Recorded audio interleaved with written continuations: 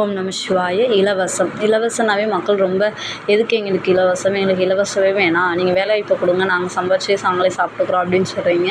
இலவசங்கிறத அவங்க அரசியல்வாதிங்க அவங்க காசுலேருந்து தரதில்லைங்க, நம்மளோட காசு தான். அந்த காசை அதை நம்ம பயன்படுத்துறதுல எந்த தப்புமே இல்லை. நம்ம காசை நமக்கே தான் திருப்பி தராங்க. அப்படியாச்சும் நம்ம காசு நமக்கே வருதுன்னு கொஞ்சம் சந்தோஷப்படுங்க.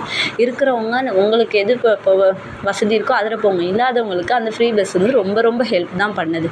ஒரு சின்ன பூக்கடையோ சின்ன பூக்கடையோ மளிகை கடையோ வச்சுருக்கவங்களுக்கு மார்க்கெட்லேருந்து பொருளை வாங்கிட்டு திரும்பி வீட்டுக்கு வர ஆகிற செலவு மிச்சமாகுது. அதனால் இருக்கிறவங்க காரோ பைக்கோ ஏன் ஏரோப்ளேனில் கூட போங்க. இல்லாதவங்களுக்கு அது ரொம்ப ரொம்ப ஹெல்ப்பாக இருக்குது.